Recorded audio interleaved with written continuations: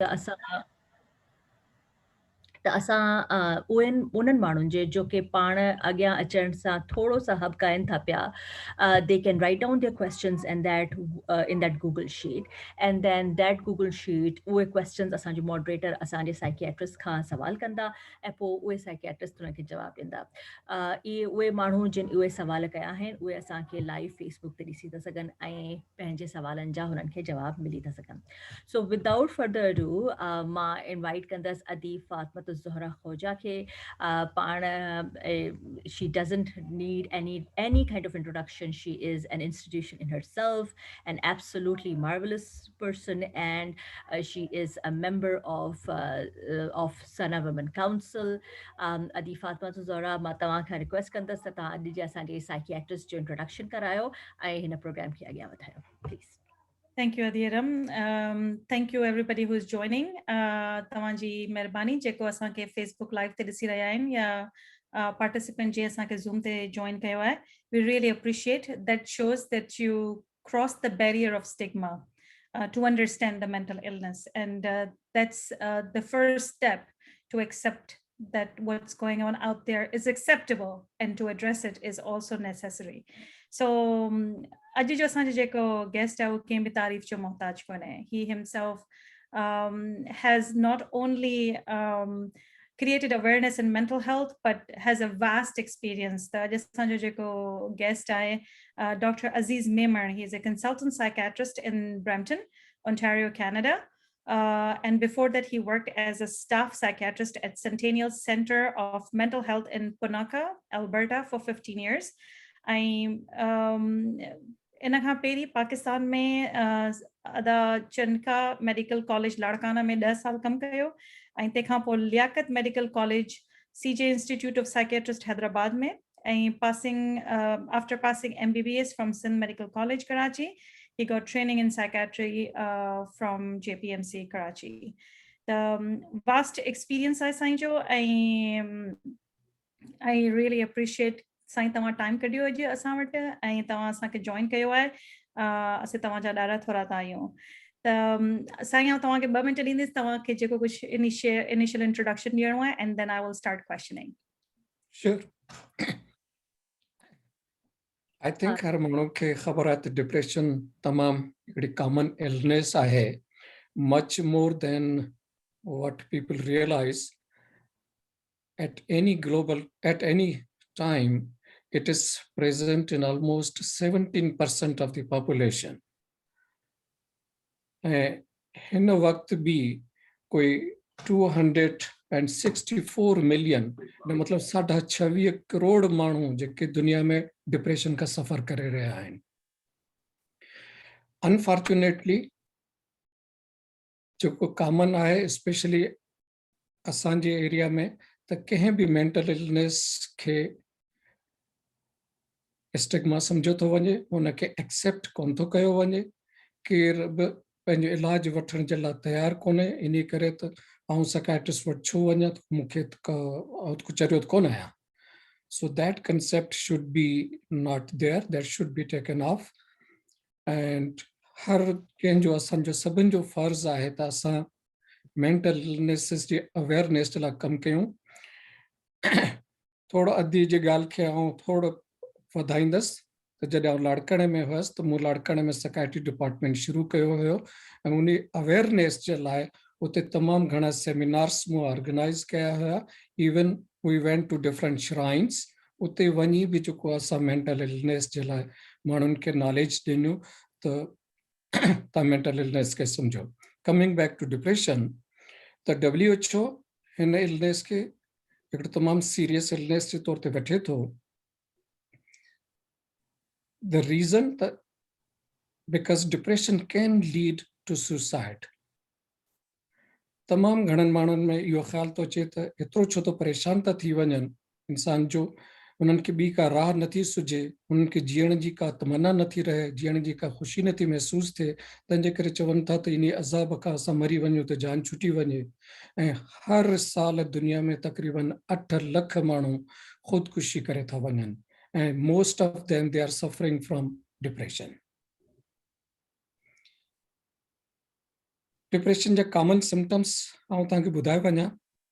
उदासी, मायूसी, कंहिं बि ॻाल्हि में दिलि न लॻणु, ख़ुशी न महसूस थियणु, कंहिंसां बि मिलण ते दिलि न चवणु, इहो ई दिलि करे त माण्हू अंदरि हिकिड़ी जॻह ते पियो रहे, कमरे खे डार्क करे, पर्दा लॻाए ऐं कंहिंसां बि न ॻाल्हाए, न पंहिंजे घर वारनि सां मिले, न ॿिए कंहिंसां मिले, इवन फोन बि अटेंड न करे, इवन न को मैसेज के दुनिया जो ॾिसे। इहो ई दिलि करे त बसि रोअंदो रहे, छो त ख़ुशी कोन थी महसूस थिए ऐं पंहिंजी फैमिली खां बेज़ार आहे। कावड़, गुस्सो, चिड़चिड़ोपन तमामु घणो थो थिए ऐं उहे जी मूं सां गॾु अर्ज़ु कयो त पोइ इहो ई त ख़्यालु अचे त नीअं मरी वञा त जान छुटी पवे, सभु आज़ादु थी वेंदा, सभु मुंहिंजी परेशानी खां छुटी वेंदा ऐं सभिनि जी ज़िंदगी बहितर थी वेंदी। इहे कॉमन सिम्टम्स रहिया आहिनि डिप्रेशन जा। ऐं डिप्रेशन वधीक कॉमन जेको आहे फीमेल्स में आहे अनफॉर्चुनेटली। ऐं सो बि उहो पीरियड जेको ख़ासि पीरियड आहे सभिनि इंसाननि जे लाइ, उन में वधीक कॉमन आहे। यानी त फ्रॉम 19 to 49 years एज उन में वधीक कॉमन आहे। उहो पीरियड जंहिंमें सभ खां वधीक माण्हू एक्टिव हूंदो आहे ऐं कमु कंदो रहंदो आहे। That is what briefly I will suggest, and if I'm open for the questions. Thank you, Sai.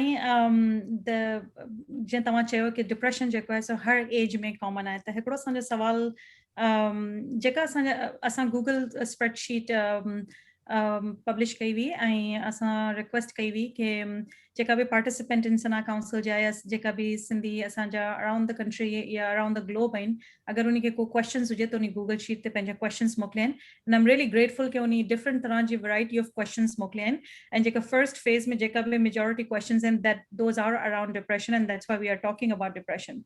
त हिकिड़ो सवाल उन ये चयो, हिकिड़े खे पुछियो आहे कि अदीम, is there any age limit for depression and can depression happen in the small kids?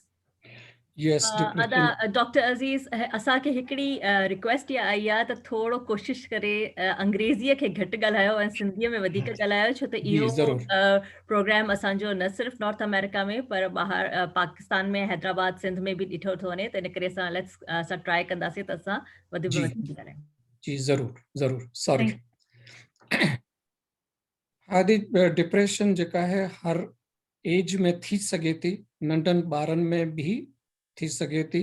तोड़े जो कॉमन एज मूं अर्ज़ु कयो त उहा 19 खां वठी 50 सालनि जी एज आहे, पर नंढनि ॿारनि में बि थी सघे थी ऐं वॾनि बुज़ुर्गनि में थी सघे थी। फ़र्क़ु सिर्फ़ु जेको आहे उहो प्रेज़ेंटेशन जो हूंदो आहे त कहिड़े नमूने प्रेज़ेंट करे। नंढनि ॿारनि में जेको आहे अक्सर उहो चिड़चिड़ोपन, गुस्सो ऐं घणो रोइण जी शक्ल में ज़ाहिर थींदी आहे। जी।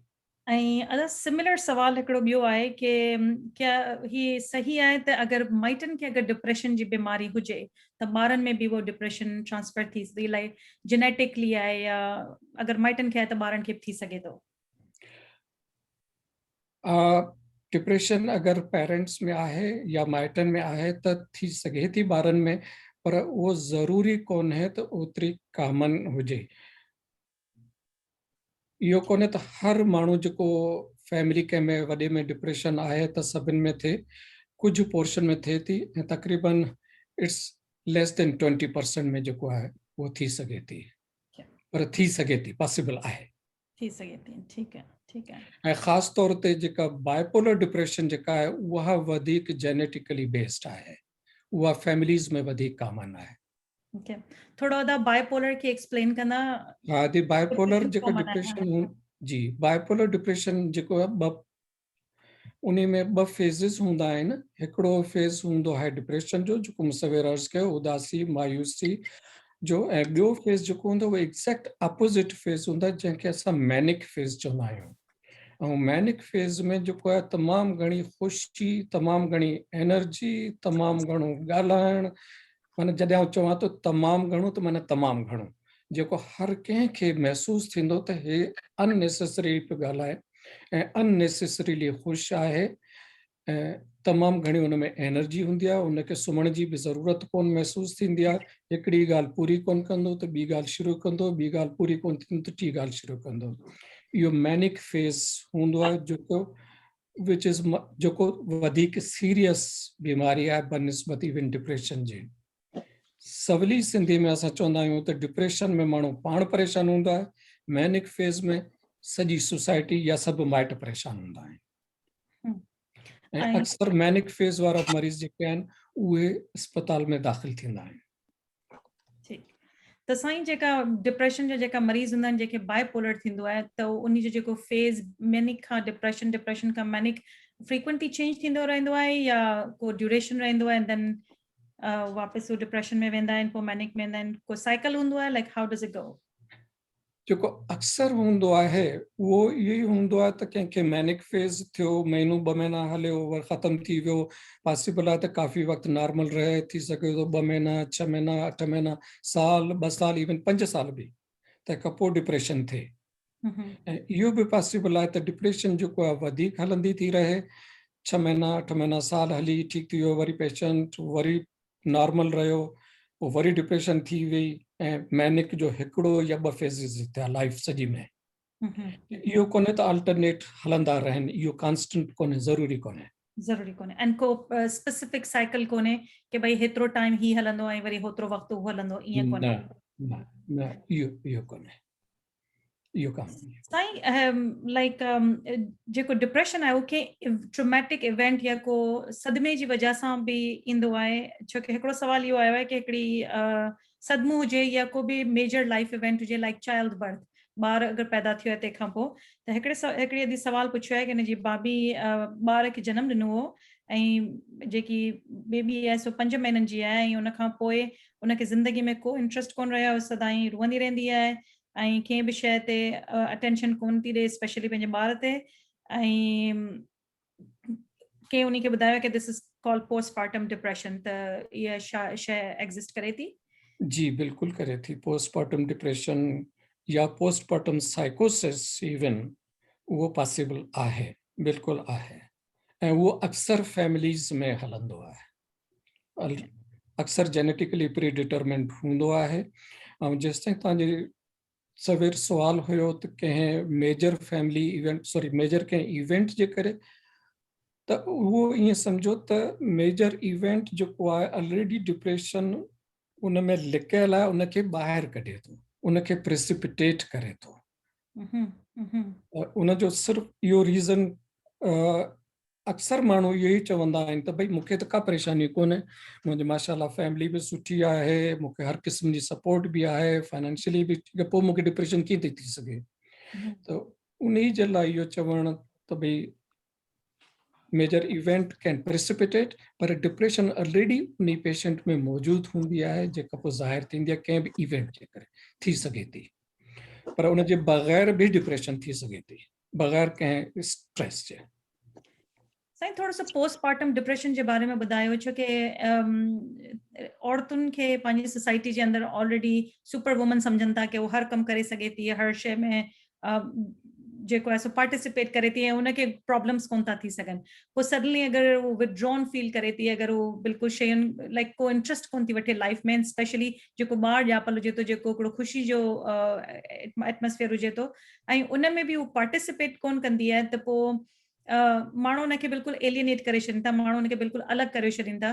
त उन सिचुएशन में लाइक जेकी फैमिली आहे, जीअं जे अॼु क्वेश्चन कयो उनजी भाभी आहे, त अगरि पढ़ियल लिखियल फैमिली आहे या फैमिली जेके अवेयरनेस आहे, उनखे कीअं रिएक्ट करणो खपे या उनखे कीअं असेस करणो खपे, ऐं उहो कहिड़ा स्टेप्स खणनि कि उनखे जेको पर्सन सफ़र करे रहियो आहे उनखे हेल्प थिए? ॿ ॻाल्हियूं आउं तव्हांखे पहिरीं ॿुधाईंदुसि। हिकिड़ो त फ़र्क़ु करणो पवंदो, पोस्टपार्टम ब्लूज़ हूंदा आहिनि ऐं ॿियो हूंदो आहे पोस्टपार्टम डिप्रेशन। पोस्टपार्टम ब्लूज़ हिकिड़ो टेम्पररी फेज़ ईंदो आहे सडनली फौरन बाद, जेको हार्मोन्स जी अॻिते पोइते जेके थींदा आहिनि प्रेगनेंसी में डिलीवरी जे वक़्तु, उन जे करे पोस्टपार्टम ब्लूज़ थींदो आहे। कुझु वक़्त जे लाइ, कुझु ॾींहंनि जे लाइ ईअं थोरो उदासी महसूसु थींदी आहे ऐं घटि ॻाल्हाइण ते दिलि चवंदी आहे, but it is temporary phase ऐं उहो घणो वक़्तु लास्ट कोन कंदो आहे, घणो वक़्तु हलंदो कोन्हे। बाक़ी पोस्टमार्टम डिप्रेशन जेका आहे उहा थोरे अनफॉर्चुनेटली कुझु ज़्यादा ई अरसे जे लाइ हलंदी आहे। उन में सभु क्लासिकल सिम्टम्स डिप्रेशन जा मौजूदु हूंदा आहिनि ऐं साल ताईं केॾी वक़्तु कंहिं वक़्तु बि थी सघे थी पोस्टमार्टम डिप्रेशन ॿार जे पैदा थियण खां पोइ। जीअं हिन अदीअ जे भाभी खे 5 महीननि खां पोइ ज़ाहिर थी आहे त फैमिली जो फ़र्ज़ु इहो आहे त उनखे एनकरेज कनि, उनखे सम्झनि त हू इन मेंटल डिसऑर्डर खे फेस पे करे, उनखे हरूभरू हर ॻाल्हि लाइ मजबूर न कनि भई तो वटि सभु शइ मौजूदु आहे, तोखे कहिड़ी शइ जी परेशानी आहे। इहो लफ़्ज़ अनफॉर्चुनेटली असां वटि कॉमनली इस्तेमालु कयो वेंदो आहे। उहो ख़ासि तौर ते जेको साहुरनि खे उन लफ़्ज़ खां परहेज़ करणु घुरिजे त इहो लफ़्ज़ न इस्तेमालु कनि ऐं उनखे एनकरेज कनि त भई ठीकु आहे, उनजे पसंदि जो जेको कुझु बि आहे उहो उनखे हेल्प कनि, उनजी मदद कनि त जीअं उन मां निकिरी सघे, उनखे एक्सेप्ट कनि। सिर्फ़ु इहो न चवनि त तूं हरूभरू सोचें थी, घणो थी सोचें, इहो न सोच। इहो लफ़्ज़ बि न चवण खां परहेज़ कयो वञे त बहितर थींदो, छो त अक्सर माण्हू इहो लफ़्ज़ चवंदा आहिनि त भई घणो न सोच। अलामा आया काज़ी जी हिकिड़ी ॻाल्हि मूंखे यादि अचे थी त अलामा साहब खे कंहिं चयो त अलामा साहब तव्हां एतिरो घणो न सोचियो। तॾहिं अलामा साहब चयो त इहा सोच ई त आहे जेका इंसान ऐं जानवर में फ़र्क़ु पैदा कंदी आहे। सो इहा ॻाल्हि सही आहे, पर उनजे बावजूद बि बहितर इहो आहे त इन लफ़्ज़ खां परहेज़ कयो वञे त तूं घणो न सोच, घणो न परेशान थी, बल्कि उनखे एक्सेप्ट कनि, यस तोखे आहे ऐं इहा ठीकु थी वेंदी, उनखे एनकरेज कनि हर वक़्तु। जेतिरी मुंहिंजी अंडरस्टैंडिंग आहे साईं तव्हां करेक्ट कजा, कंडेम करणु कंहिं बि शइ खे उनखे के तो वटि जेको जीअं तव्हां चयो कि तो वटि हर ख़ुशी आहे, तो वटि हर शइ आहे, तोखे छा जी तकलीफ़ आहे, ऐं जीअं चइण के वधीक न सोचियो, this is part of the disease process.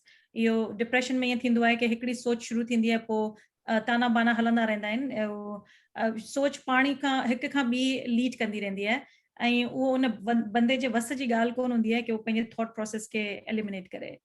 जी बिल्कुलु तव्हां सही चयो आहे। ऐं उहो अक्सर ईअं हूंदो आहे त ख़ासि तौर ते निंड बि वरी जॾहिं घटि ईंदी आहे ऐं त पोइ इहो थींदो आहे त पोइ इंसानी दिमाग़ आहे उहो पोइ हलंदो ई रहंदो आहे। ऐं फैमिलीज़ खे ईअं सम्झणो खपे कि इहो बि हिकिड़ो नज़लो ज़ुकाम खां त खणी थोरी वधीक बीमारी आहे, पर इहा बि हिकिड़ी बीमारी आहे जंहिंजो इलाज ज़रूरी आहे ऐं इन जो रिफ्लेक्शन जेको आहे सो फैमिली सर्कमस्टेंसिस ते कोन्हे कि अगरि बंदी ॾुखी हूंदी त ई उनखे डिप्रेशन थी सघे थो। वेल ऑफ फैमिलीज़ में जेकियूं ख़ुशहाल फैमिलियूं आहिनि जंहिंखे हर सहूलियत दुनिया जी मैसर आहे, उन खे बि इहे साॻी बीमारियूं थी सघनि थियूं ऐं इन जो फैमिली सर्कमस्टेंसिस सां को रिलेशन कोन्हे। तव्हांजी इन ॻाल्हि खे थोरो अॻियां वधायां थो ऐं जेको मूं सवेर अर्ज़ु कयो हुयो त डिप्रेशन ऑलरेडी जेको आहे हेठि बेसिक में मौजूदु आहे, माना बायोकेमिकल चेंजिस थोरी ब्रेन में थींदियूं आहिनि जंहिंखे असां चवंदा आहियूं न्यूरो ट्रांसमीटर्स कुझु आहिनि, उहे रिस्पॉन्सिबल हूंदा आहिनि, जॾहिं उहे घटि थींदा आहिनि उन्हनि जे करे डिप्रेशन थींदी आहे। ऐं इहो ई मूं सवेर अर्ज़ु पियो कयो त ज़रूरी कोन्हे त को स्ट्रेस हुजे तंहिंजे करे ई डिप्रेशन थिए, बल्कि स्ट्रेस जेको उन डिप्रेशन अंदर वारे खे ॿाहिरि थो कढे। साईं थोरो सो पोस्टमार्टम डिप्रेशन खां थोरो अॻियां हलंदासीं। हिकिड़ो सुवाल आहे, हिकिड़ी लेडी ऑस्ट्रेलिया मां लिखियो आहे कि उनजे नेबर जो 16 साल जो हिकिड़ो पुटु उन सुसाइड कमिट कयो आहे। And he was a normal teen and did not look depressed at all. Means जेको टीनेजर्स में जीअं तव्हां पहिरीं चयो कि हर एज में जेका साइन एंड सिम्टम्स हूंदा आहिनि उहो डिफरेंट तरीक़े सां ज़ाहिर थींदा आहिनि। त I think so she is saying the same thing कि उहो बिल्कुलु नॉर्मल लॻियो पिए ऐं उहो डिप्रेस कोन पियो लॻियो। त टीनेजर्स में अगरि डिप्रेशन थिए थो ऐं हिते कैनेडा में बि असां नाउ एंड अगेन ख़बरूं ॿुधूं था कि टीन सुसाइड करे लाथी, त कीअं आइडेंटिफाई करियूं, छो कि हिते कैनेडा में यंग फैमिलीज़ इलाही आहिनि ऐं हाणे ॿार ग्रोइंग एज में टीन एजिस में या अर्ली 20s में कीअं असीं आइडेंटिफाई करियूं कि ॿारनि खे डिप्रेशन शुरू थी वियो आहे, हाउ कैन वी हेल्प देम, उनखे कीअं मदद करियूं ॿारनि खे?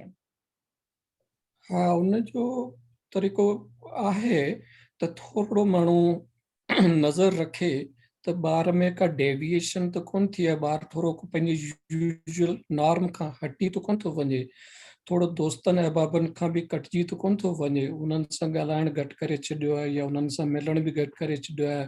फैमिली में अगरि पहिरीं वेहंदो हुयो त पोइ हाणे अलॻि कमरे में थोरो वधीक थो रहणु पसंदि करे, ऐं थोरो घणो ॻाल्हाइण घटि करे छॾियो। या जेको सभ खां वॾी स्पेशली टीनेजर्स में या जीअं मां अर्ज़ु कयोसि अगरि नंढनि ॿारनि में थींदो त इरिटेबिलिटी जेका आहे उहा कॉमन थी वेंदी आहे।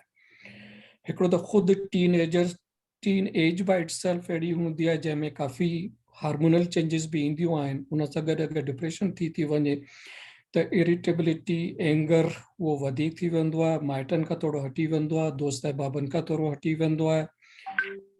ऐं स्कूल में परफॉर्मेंस जेका आहे उनजी थोरी उहा घटि थी वेंदी आहे। टीचर्स बि अक्सर जेको आहे पेरेंट्स खे ॿुधाईंदा आहिनि त हिन जी परफॉर्मेंस अॻे जहिड़ी न रही आहे, या त स्कूल में अचे थो पर क्लास में नथो वञे, या क्लास में उहा एतिरी परफॉर्मेंस कोन्हे।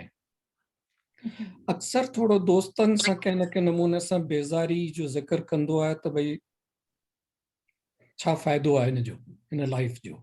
शुरूआति उतां कंदो आहे, कंहिं न कंहिं तरीक़े सां हिंट ज़रूरु ॾींदो आहे, पोइ चाहे दोस्तनि, पर अक्सर दोस्तनि में ई ॾींदो आहे, न कि माइटनि में। त तव्हां चयो था कि लाइक फैमिलीज़ खे कनेक्टेड रहणो खपे, दोस्तनि सां बि, ॿार जे दोस्तनि सां बि नो हाउ वठणी खपे, ताकि अगरि को अहिड़ो सिम्टम्स आहे त उहो उनजा फ्रेंड्स बि ॿुधाए सघनि था। छो कि अगरि वेरी गुड पॉइंट, पंहिंजे कम्युनिटीज़ जे अंदरि लाइक नॉर्थ अमेरिका जे अंदरि पाण अक्सर ॾिसूं था प्ले डेट्स जे लाइ ॿार अचनि था, ऐं इवन जॾहिं टीनेजर थी वेंदा आहिनि त ग्रुप स्टडीज़ जे लाइ ईंदा आहिनि, हैंग आउट कंदा आहिनि, त माइटनि खे उहो इंटरेक्शन्स जो मौक़ो मिलंदो आहे त स्पेसिफिकली क्वेश्चन करे सघनि था कि हाउ एवरीथिंग इज़ गोइंग, सभु कीअं पियो हले। ऐं इवन पाकिस्तान में या ॿिए किथे बि जीअं जिते एतिरा फ्रेंड्स घर नथा अचनि, जॾहिं थोरा वॾा छोकिरा थी था वञनि, स्पेशली अगरि न्याणियूं घर में हुजनि थियूं, त बि इट्स अ गुड पॉइंट कि माण्हू खे उनजे लाइक पेरेंट्स खे ॿार जे फ्रेंड्स खां बि कनेक्शन रखणो खपे, ऐं उन खां नो हाउ वठणी खपे कि अगरि कोई अहिड़ी तरह जी सिम्टम्स आहिनि या अगरि कोई अहिड़ी तरह जी इश्यूज़ आहिनि त उहो ओपनली ॻाल्हाए सघनि। नॉट नेसेसरली पाण उनखे प्रोवोक करियूं कि तव्हां ॿुधायो, पर अगरि को ऑलरेडी सिम्टम्स शो थियनि पिया त उनखे वेरीफाई करे सघनि था, उनखे कंफर्म करे सघनि था। पाकिस्तान जहिड़े माहौल में जिते अनफॉर्चुनेटली नंढा घर आहिनि ऐं ॿार वधीक घणो थो रहे, उहो डिप्रेशन जे फेस में ॿाहिरि वधीक गुज़ारणु पसंदि कंदो बनिस्बत घर जे। हा, त सिम्टम्स अपोजिट थी वधीक टाइम जेको आहे ॿाहिरि ई गुज़ारींदो त जीअं मूंखे घर वारा न महसूस करे वठनि त भई मूंखे का तकलीफ़ पई थिए या मूंखे छा पियो थिए। उन्ही में ख़ासि तौर ते जॾहिं माइट महसूस कनि त ॿार घणो कुझु ज़्यादा ई वक़्तु ॿाहिरि थो गुज़ारे त आख़िर छा आहे, आया कंहिं ॿिए प्रॉब्लम में आहे या डिप्रेशन में आहे या इवन कंहिं नशे वशे में थो पइजी वञे। त ॿार खे क्लोज़ली मॉनिटर करणु, ऐं जीअं तव्हां अर्लियर चयो, पहिरीं चयो कि को बि डेविएशन हुजे, को बि हैबिट्स जे अंदरि को बि चेंजिस आयूं हुजनि, को आदतुनि में को फ़र्क़ु आयो हुजे, अगरि उनजे अपोज़िट थिए पियो, अगरि ॿारु नॉर्मली काम आहे, सडनली ॿार रहणु लॻे पियो, तव्हांखे ईअं लॻे थो कि सोशल थी वियो आहे, त दैट्स ऑल्सो अलार्मिंग साइन। उहो सोचण जी ज़रूरत आहे कि ॿार पंहिंजे आदतुनि खां छा जे लाइ पियो फिरे, डिफरेंट छा जे लाइ पियो थिए। साईं, थोरो सो थेराप्यूटिक मोडालिटीज़ जे बारे में ॻाल्हाईंदासीं। हिकिड़ो सुवालु आहे कि हिकिड़ी अदी लिखियो आहे कि मुंहिंजी उमिरि 36 साल आहे ऐं लास्ट ईयर हुनखे डिप्रेशन डायग्नोस थियो हो, ऐं डॉक्टर्स हुनखे एंटी डिप्रेसेंट स्टार्ट कयूं ऐं 3-4 हफ़्तनि में उनजो डिप्रेशन जा सिम्टम्स ख़तमु थी विया, ऐं पोइ हुन गोरियूं दवाऊं बंदि करे छॾियूं, पर उनखे वापसि सिम्टम शुरू थी विया आहिनि, ऐं डॉक्टर हुनखे चवनि पिया कि हिनखे दवाऊं जेके 4 खां 6 महीना खणणियूं पवंदियूं। त तव्हां इन जे बारे में ॿुधायो कि डिप्रेशन जी मेडिकेशन कीअं शुरू थींदी आहे, केतिरो टाइम उनखे खाइणो खपे, कीअं स्टॉप करणी खपे, and is there any other अगरि को ॿियूं तरह जूं थेरेपीज़ आहिनि त उन जे बारे में थोरो ॿुधायो। हिन क्वेश्चन खे पाण एडवांटेज वठंदासीं। जी जी जी ज़रूरु। पहिरीं ॻाल्हि इहा त माण्हू खे सभिनि खे ज़हन में रखणु घुरिजे त कंहिं बि एंटी डिप्रेशन जो असरु जेको आहे शुरू थियण में 3 खां 4 हफ़्ता लॻी वेंदा आहिनि। अनफॉर्चुनेटली एतिरो जल्दी डिप्रेशन ठीक कोन थींदी आहे। असरु शुरू थियो 3-4 हफ़्ता, तंहिंखां पोइ ऑब्वियसली असरु वधियो, फुली ठीक थी वियो, जंहिं वक़्तु पेशेंट चवे थो त भई 100% ठीकु आहियां, डॉक्टर खे चवे थो, त उन खां पोइ बि असां सजेस्ट कंदा आहियूं अगरि फर्स्ट टाइम डिप्रेशन थी आहे त एटलीस्ट 3 महीना साॻियो डोज़ मेडिसिन जो रहे, तंहिंखां पोइ ग्रेजुअली उनखे घटि करे ऐं बंदि कयो वञे। ऐं कॾहिं का बि एंटी डिप्रेसेंट हिकदमि बंदि न कई वञे, डॉक्टर जे मशवरे जे बग़ैर कॾहिं बि न बंदि कई वञे। सो मेन ॻाल्हि इहा आहे त एंटी डिप्रेसेंट थेरेपी आहे, ऐं एंटी डिप्रेसेंट खां अलावा जेका थेरेपी उहा आहे साइकोथेरेपी, ख़ासि तौर ते cognitive behaviour therapy.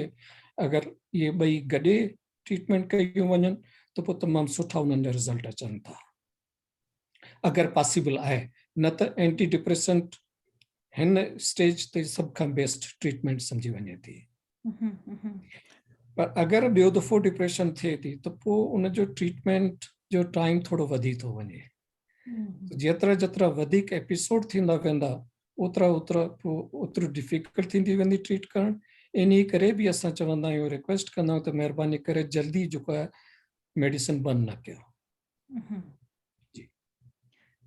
Cognitive therapy जीअं तव्हां ॿुधायो, लाइक हिते नॉर्थ अमेरिका में साइकेट्रिस्ट प्रोएक्टिवली मीन्स डिप्रेशन जी दवाऊं शुरू कंदा आहिनि, उन सां गॾोगॾु कॉग्निटिव थेरेपी बि रेकमेंड कंदा आहिनि। पाकिस्तान जे अंदरि या कंट्रीज़ जंहिंजे अंदरि साइकेट्री एतिरी एडवांस कोन्हे, उते सिर्फ़ु वॾनि वॾनि हॉस्पिटल्स जे अंदरि ई कॉग्निटिव थेरेपी सजेस्ट कनि था। त जेके अदी ॾिसी रहिया आहिनि, जेका भाउर ॾिसी रहिया आहिनि, अगरि उन जे फैमिली में अगरि को उनखे लॻे थो कि कंहिंखे डिप्रेशन आहे ऐं उनखे अॻियां ट्रीटमेंट जे लाइ सजेस्ट करणु चाहिनि था, त कहिड़ियूं जॻहियूं आहिनि या लाइक किथे उहो वञनि कि उहो कॉग्निटिव थेरेपी, तव्हां जी चयो कि कॉम्बिनेशन ऑफ थेरेपी जेकी आहे उहा इलाही इफेक्टिव आहे, त उहो किथे वञनि? सॉरी, आउं करेक्ट कंदुसि तव्हांखे। इफेक्टिव त ॿई आहिनि, पर बेस्ट जेको आहे उहा कॉम्बिनेशन आहे। कॉम्बिनेशन आहे, त उहो किथे वञनि? अगरि पाकिस्तान जहिड़ी मुल्क में अनफॉर्चुनेटली पाकिस्तान में एतिरो घणो कॉमन कोन्हे सवाइ वॾनि शहरनि में। ऐं वॾा शहर means I will suggest Karachi आहे, लाहौर आहे, या अहिड़ा ॿिया वॾा शहर, उन्हनि में इहे कॉग्निटिव बिहेवियर थेरेपी अवेलेबल आहे। ऐं त even I will be doubtful त कोई इवन हैदराबाद में का अवेलेबल हूंदी कॉग्निटिव बिहेवियर थेरेपी। वॾनि शहरनि में आहे। त तव्हांजो चवण जो मक़सदु आहे कि इट्स बेस्ट आहे, पर एंटी डिप्रेशन थेरेपी इटसेल्फ जेकी आहे पाण में बि जेकी आहे सो इफेक्टिव थेरेपी आहे। ऐं अगरि उहो टाइम ते दवाऊं खाइनि था ऐं उनखे बिल्कुलु फोकस करे जेको ड्यूरेशन जेतिरो डॉक्टर चयो आहे कि हिनखे 4 महीना 6 महीना 3 महीना जेतिरो बि टाइम जे लाइ खाइण जो चयो आहे, उहो अगरि तरीक़े सां खाइनि था त पोइ इफेक्टिव आहे एंटी डिप्रेशन दवाऊं बि। साईं, थोरो सो हिकिड़ो पहिरीं क्वेश्चन हो कि लाइफ इवेंट जेको थियनि था उन खां पोइ डिप्रेशन थिए थो। पाण पोस्टमार्टम जी ॻाल्हि कई, ट्रोमैटिक इवेंट थियनि था। जीअं हिकिड़ी अदी लिखियो आहे कि उनजी अम्मा 80 साल जी आहे ऐं इलाही डिप्रेस आहे, स्पेशली जॾहिं 5 साल पहिरीं जॾहिं उनजे भाउ जी डेथ थी हुई, तॾहिं खां उहो डिप्रेशन में वई आहे। हाणे उनखे सजेस्ट करियूं पिया कि उहो एंटी डिप्रेसेंट खाए, पर उहा नाराज़ थियो वञे कि मूंखे कुझु कोन्हे, मूंखे को परेशानी कोन्हे। त जेका सीनियर्स आहिनि उन्ही खे कीअं लाइक एड्रेस कजे ऐं कीअं उनखे हेल्प आउट कजे? आई थिंक उनजो बेस्ट तरीक़ो उहो ई आहे त उहा ई ॿोली ॻाल्हाई वञे जेका उहा ॿोली सम्झनि था जिते जे माहौल में। फॉर एग्ज़ाम्पल पाकिस्तान में अगरि तव्हां लफ़्ज़ डिप्रेशन था इस्तेमालु कयो हर माण्हू जे लाइ, पोइ दैट इज़ नॉट गुड। उन जे लाइ बहितर तरीक़ो जेको जॾहिं आउं हूंदो हुअसि लाड़काणे में या हैदराबाद में, त आउं लफ़्ज़ इस्तेमालु कंदो हुअसि दिमाग़ जी कमज़ोरी। अच्छा, हा, त भई तव्हांजे दिमाग़ जी कमज़ोरी थी पई आहे, सो उन जे लाइ तव्हां दवा खाईंदो त पोइ तव्हांजी दिमाग़ जी कमज़ोरी ठीकु थी वेंदी। स्पेशली सीनियर्स में या जेके माण्हू घटि पढ़ियल आहिनि उन्हनि जे लाइ अगरि इहो लफ़्ज़ इस्तेमालु कयो वञे त उहो वधीक बहितर थींदो। ऐं तंहिंखां पोइ थोरो रेसिपिएंट बि थींदा, अगरि उनखे कुझु सजेस्ट कंदासीं को के दवा वठण जी ज़रूरत आहे, दिमाग़ थोरो सो कमज़ोर थी वियो आहे, उनखे स्ट्रॉन्ग करण जे लाइ दवा वठणी आहे, त थी सघे थो उहो ॻाल्हि खे वधीक रिसीव कनि।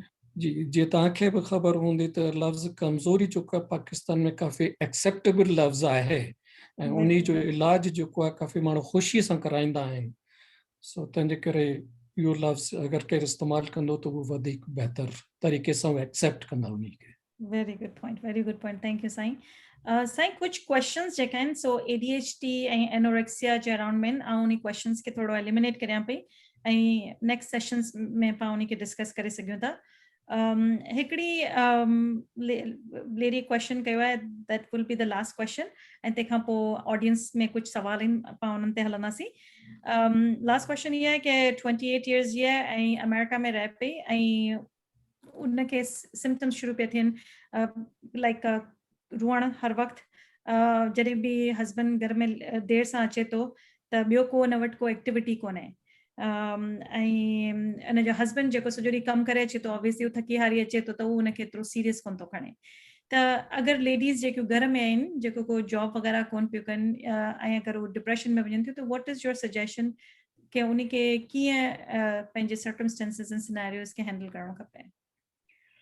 उनखे सभिनि खे पहिरीं ॻाल्हि त ऑब्वियस ई आहे त मेडिसिन शुरू कनि। सेकेंड इहो आहे त को एक्टिविटी पंहिंजे घर में शुरू कनि। अगरि कंहिं बि क़िस्म जी का गार्डनिंग आहे या को अहिड़ो ग्रुप सहेलियुनि जो थी वञे जेको सम्झी सघनि हिक ॿिए खे, ख़ासि तौर ते अमेरिका में जेका रहे थी अदी त जिते एक्सेप्टेबल आहे त भई डिप्रेशन आहे, को जेतिरियूं हुनजी क्लोज़ फ्रेंड्स हुजनि ऐं या हू पाण अगरि को अहिड़ो ग्रुप जॉइन करे जेको ऑलरेडी डिप्रेशन जो सपोर्टिव ग्रुप आहे त उहो काफ़ी हेल्पफुल थी सघे थो। सिर्फ़ घर जो कमु काफ़ी कोन्हे, उन खां अलावा कंहिं न कंहिं ॻाल्हि में मसरूफ़ियत वठणी पवंदी, स्पेशली गार्डनिंग ख़ासि तौर ते अगरि कंहिं अहिड़ी एरिया में आहिनि त that is a really good way to change their mind and think more positively. जी जी चवंदा आहिनि कि नर्चरिंग जेको आहे सो लाइक सेटिस्फाइंग आहे त अगरि प्लांट्स खे नर्चर करियूं त इट्स वेरी सेटिस्फाइंग त उन सां जेको आहे सो माइंड डिस्ट्रैक्ट बि थी वेंदो आहे ऐं डाइवर्ट बि थी वेंदो आहे ऐं लाइक माण्हू डिफरेंट शयूं सोचणु लॻंदो त आहिस्ता आहिस्ता सिम्टम्स हुन जा हेल्प आउट थी सघंदा। पर ऑब्वियसली हिते हिकिड़ी इम्पॉर्टेंट शइ आहे जेकी सभिनी खे सम्झण जी ज़रूरत आहे कि ऑल दीज़ एक्टिविटीज़ जेको पाण करियूं पिया पंहिंजे माइंड डाइवर्ट करण जे लाइ दिस इज़ एडिशनल थेरेपी, पर उनखे डॉक्टर जी हेल्प वठणु ज़रूरी आहे ताकि उहो पंहिंजे जेको सिम्टम्स आहिनि उनखे एड्रेस करे सघनि।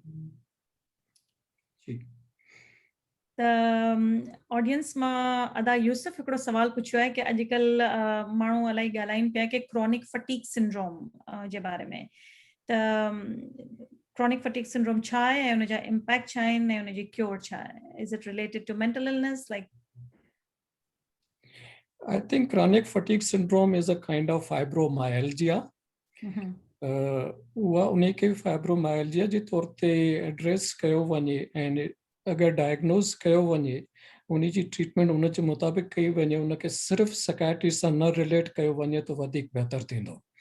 उनखे इन अदर वर्ड्स ॿिए लफ़्ज़नि में फिज़िकल इलनेस जे तौर ते वरितो वञे त उहो वधीक बहितर थींदो।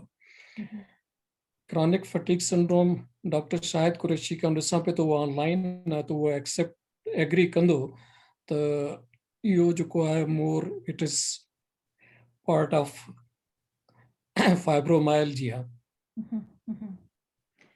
ठीक ऐं फाइब्रोमाइल्जिया जे लाइ अगेन रूमेटोलॉजिस्ट वटि वञण जी ज़रूरत आहे, अगेन अटेंशन जी ज़रूरत आहे एंड कॉमन थिंग जेको सजेशन ॾींदा ताकि स्ट्रेचिस करियो, एक्टिव रहो ऐं त इट डज़ हेल्प। उन खां अलावा बहितर तरीक़ो इहो आहे त पेन स्पेशलिस्ट वटि वञणु घुरिजे। उहे स्मॉल डोज एंटी डिप्रेशन जो फॉर एग्जांपल एमिटिप्टिलीन वग़ैरह जेको स्मॉल डोज उहो काफ़ी इफेक्टिव आहे ऐं ॿियूं मेडिसिन्स जेके उहे ॾियनि था उहे यूज़ कयूं वञनि त उहो वधीक बहितर थींदो। फेसबुक ते सवाल आयो आहे डिस्थीमिया छा आहे? डिस्थाइमिया क्रॉनिक डिप्रेशन पर लोअर देन उन खां घटि आहे सिवियरिटी में पंहिंजे मेजर डिप्रेशन खां। हिकिड़ी ऑनगोइंग डिप्रेशन आहे जंहिंजी ड्यूरेशन मिनिमम जेको आहे उहो 2 साल सम्झी वेंदी आहे, तंहिंखां पोइ असां डायग्नोस कंदा आहियूं डिस्थाइमिक डिसऑर्डर। त हिकिड़े ऑनगोइंग डिप्रेसिव स्टेट आहे, पर माण्हू जा ॿिया जेके एक्टिविटीज़ आहिनि उहे कॉन्स्टेंट हलंदा रहनि था। अगरि जॉब करे थो त जॉब करे थो, मोस्ट ऑफ माण्हू इहे हूंदा आहिनि जेके जॉब करे बसि घर अची ॿियनि लफ़्ज़नि में पइजी रहंदा आहिनि, वरी ॿिए ॾींहुं राति जो सुम्ही वरी पोइ जॉब ते हलिया वेंदा आहिनि, ॿी सॼी दुनिया खां कटिजी वेंदा आहिनि ऐं अदरवाइज़ डिप्रेसिव सिम्टम्स बि रहनि था, पर उनजी सिवियरिटी जेका आहे उहा एतिरी घणी कोन हूंदी आहे जेतिरी मेजर डिप्रेशन जी हूंदी आहे। त जेका डिस्थामिक पेशेंट्स हूंदा आहिनि उहो बि कैंडिडेट हूंदा आहिनि जेके उन्ही खे बि एंटी डिप्रेसेंट जी बिल्कुलु एंटी डिप्रेसेंट मेडिसिन उन्हनि खे हेल्प कंदी आहे ऐं प्लस कॉग्निटिव बिहेवियर थेरेपी अगरि अवेलेबल आहे त। ठीकु थैंक यू अदा। हेर ॿियो को क्वेश्चन कोन्हे, आउं अदी इरम वटि वापसि वेंदसि। Thank U. अगरि असांजे हिन वक़्तु असां वटि काफ़ी माण्हू असां वटि ज़ूम ते बि उन्हनि जॉइन कयो आहे, फेसबुक ते बि जॉइन कयो आहे। ज़ूम ते अगरि कंहिंखे कोई बि सवाल करिणो आहे ऐं I will take this opportunity to introduce, असां वटि हिन वक़्तु 2 साइकियाट्रिस्ट मौजूदु आहिनि। हिकिड़ा doctor Shahid Qureshi from UK ऐं डॉक्टर साइमा कुरैशी जो कि हिन वक़्तु पाकिस्तान कराची में आहिनि ऐं इंशाल्लाह नेक्स्ट सेशंस असांजा हिननि साइकियाट्रिस्ट सां गॾु ई थींदा। हिननि कंहिंखे be the floor is right now open. अगरि तव्हां मां कंहिंखे बि कोई सवाल करिणो आहे त प्लीज़ पंहिंजे पाण खे अनम्यूट कयो ऐं डॉक्टर अज़ीज़ मेमण खां तव्हां पंहिंजो सवाल पुछी सघो था। न सिर्फ़ु मूंखां सवाल पुछी सघनि था बल्कि कमेंट बि करे सघनि था, पंहिंजा एक्सपीरियंस बि शेयर करणु चाहिनि त I will think that will be a good idea.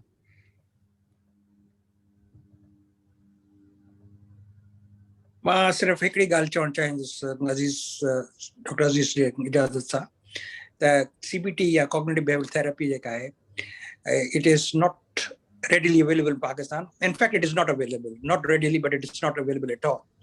I mean, Dr. Saima Qureshi जेका है पाकिस्तान में मौजूद है. I think she'll be the better person to comment. पर मां हिकिड़ी ॻाल्हि जेका चवण थी चाहिए त इहा अगरि जेकॾहिं अवेलेबल न आहे फेस टू फेस त इहा ऑनलाइन जेका आहे अवेलेबल आहे। मां हिकिड़ी जेका ऑनलाइन जी तव्हांखे वेबसाइट ॾेई सघां थो। कैनेडा जी साइट्स आहिनि, अमेरिका जूं आहिनि, ऑस्ट्रेलिया जूं आहिनि, पर यूके जी हिकिड़ी साइट आहे हुनजो नालो आहे www.getselfhelp.co.uk। जेकॾहिं माण्हू इहा ख़ासि पढ़े लिखल अंग्रेजी स्पीकिंग माण्हू या अंग्रेजी सम्झण वारनि माण्हुनि लाइ सुठी साइट आहे। It's very easy to access. मां इहो इन करे थो ॿुधाइणु चाहियां जो कुझु भेणुनि जेको आहे सो पंहिंजी ज़ाती एक्सपीरियंस जी ॻाल्हि कई, चयो त इहा कीअं जेका आहे एक्सेस कई वञे। माफ़ कजो अज़ीज़ साहब, I am sorry to interrupt. इहो इन करे मूं ॻाल्हायो जो तव्हां इजाज़त ॾिनी। न you are very welcome sir. बल्कि इन करे मां चयो त बिल्कुलु पंहिंजो एक्सपीरियंस बि शेयर करे सघो था। That is how it will work better. या थैंक यू। डॉक्टर नासिर जमाल पठान हिन वक़्तु असांखे फेसबुक ते ॾिसी रहिया आहिनि ऐं हुननि इहो सवाल कयो आहे कि how do you see depression in pandemic? तमामु घणो, much more higher than one can think. Almost मूं वटि जेको बि हिन वक़्तु पेशेंट अचे थो उहो डिप्रेशन जो आहे ऐं उनजी इहा ई शिकायत आहे, इहा ई कंप्लेंट आहे त भई असांजी डिप्रेशन पहिरीं एतिरी ख़राबु कोन हुई, पर सिंस पेंडेमिक जेको आहे असां सभु जेको आहे उनखे या त डिप्रेशन वधी आहे या नई शुरू थी आहे ऐं ऑलमोस्ट हर माण्हू जेको आहे इन कंप्लेंट सां अचे पियो, तमामु घणो वधी वई आहे। आई थिंक रिसेंट रिसर्च भी इहा ई आहे जेका लास्ट ईयर जी हुई त भई अटेम्प्टेड सुसाइड्स वधी वियूं आहिनि ड्यूरिंग पेंडेमिक। ऐं इहा बि आहे त भई pandemic has led to lot of fights in the couples ऐं ख़ासि तौर ते अटेम्प्टेड सुसाइड्स जेके आहिनि विच गोज़ मोर इन फेवर त भई डिप्रेशन ही पॉसिबल काज़ आहे उन जो। ऐं तव्हांजे ख़्याल में पोस्ट डिप्रेशन पोस्ट पेंडेमिक या डिप्रेशन ख़तम थियण में केतिरो टाइम लॻंदो? I think it's a really very difficult question for me to answer. बाकी obviously अगर ट्रीटमेंट सां I think एतिरो घणो वक़्तु न हलणु घुरिजे। अगर एक्टिव ट्रीटमेंट केरु वठे पियो त it should not be that long. Thank you very much, Dr. Aziz Saab. Before असां पंहिंजो प्रोग्राम खे ख़तमु कयूं, अगरि कंहिंखे बि कोई क्वेश्चन आहे, please feel free to mute yourself and you can ask the question. जो फेसबुक ते असांखे ॾिसी रहिया आहिनि उहे बि असांखे क्वेश्चन्स करे सघनि था पिया. हिन खां पहिरियों कि असां डॉक्टर अज़ीज़ खे थैंक यू चऊं, ऐं इंशाल्लाह इहो असांजा सेशन, इहो जो असांजो मेंटल हेल्थ जो सेशन आहे, इहो हिकिड़ो ई कोन थींदो. It is going to be an ongoing feature. ऐं असां इंशाल्लाह असां we are in touch with a lot of psychiatrists, not only in North America बल्कि UK में इंशाल्लाह doctor Shahid Qureshi will be joining us very soon. Doctor Saima Qureshi Karachi मां असांखे join कंदियूं इलाही सून. ऐं कैनेडा ऐं अमेरिका में जो असांजा साइकियाट्रिस्ट आहिनि बिल्कुलु असांखे जल्दी जॉइन कंदा. इहा गूगल स्प्रेडशीट असां कंटिन्यू कंदासीं. ऐं जो माण्हू हिन वक़्तु असांखे ॾिसी रहिया आहिनि, रेस्ट अश्योर्ड कि जो बि क्वेश्चन्स जंहिं बि कया आहिनि उहे सॼा जा सॼा कॉन्फिडेंशियल आहिनि. कंहिंखे बि ख़बर न पवंदी त कंहिं माण्हू छा सवाल कयो आहे. मुंहिंजो ख़्यालु आहे thank I U. just want to, sorry. जी अदी Fatima. I just want to add one thing कि पेंडेमिक जो जेको सवाल हो उनमें सिर्फ हिकिड़ी शइ ऐड करणी हुई कि अक्सर माण्हू सभु ये चवनि था कि छो कि सभु घर में ॿधिजी वेही रहिया आहिनि त इन जी वजह सां सिम्टम्स आहिनि, सिर्फ बोरियत आहे, बोर्डम आहे. न, depression is an existing fact, उहो हक़ीक़त आहे. ऐं इन जे लाइ विजिलेंट रहो ऐं ऑब्ज़र्व करियो पंहिंजे ॿारनि खे, पंहिंजे फैमिली मेंबर्स खे. कुछ ट्रॉमेटिक सिचुएशन सां बि गुज़रिया आहिनि, उन्ही खे बि ऑब्ज़र्व करियो. एंड अगर को सिम्टम्स तव्हांखे लगन था कि उहा पॉसिबल डिप्रेशन आहिनि, कंसल्टेशन करण में या हेल्प वठण में को हर्ज कोन्हे. वध में छा थींदो, उहो चवंदा कि कुछ कोन्हे, सब ठीक है. डिफरेंट थेरेपीज प्रिस्क्राइब कंदा, वेल एंड गुड. अगर चवनि था कि वो डिप्रेशन है तो रिफर कंदा. जीअं डॉक्टर अज़ीज़ ॿुधायो कि अर्ली डायग्नोसिस इज़ की. जेतिरो जल्दी डायग्नोस थींदो ओतिरो जल्दी ट्रीट थी वेंदो. The sooner is better. त पेंडेमिक में शयूं जीअं एग्ज़िस्ट कनि थियूं उनखे सिर्फ़ु इग्नोर कोन्हे करणो, उनखे एक्सेप्ट करणो आहे, उन ते ऑब्जर्वेंट रहणो आहे. दैट्स माय लास्ट से. थैंक यू वेरी मच अदी फातिमा. वॾी महिरबानी. डॉक्टर अज़ीज़ मेमर साहब, वॾी महिरबानी त तव्हां सैटरडे ते टाइम कढियो ऐं असांजो इहो सेशन कंडक्ट कयो. हिकु दफ़ा वरी तव्हां सभिनीनि जी असांजा तमामु उहे पार्टिसिपेंट्स जिन असांखे जॉइन कयो आहे, thank U very much for joining us. ऐं इंशाल्लाह नेक्स्ट ॿिनि खां टिनि हफ़्तनि में असां पंहिंजे सेकेंड सेशन सां गॾु वरी तव्हां सां गॾु हूंदासीं. अल्लाह हाफ़िज़. Thank U very much. Thank you very much, Iram. Thank you very much, Fatma, for inviting, for asking to be part of this. Thank you very much. Thank you, sir. Thank you for your time. Appreciate it. अल्लाह हाफ़िज़. Allah Hafiz.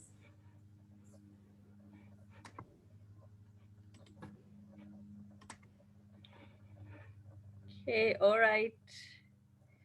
Thank you, Adi Fatma. Allah Hafiz. Inshallah, we'll be in touch. I will end it now. Okay.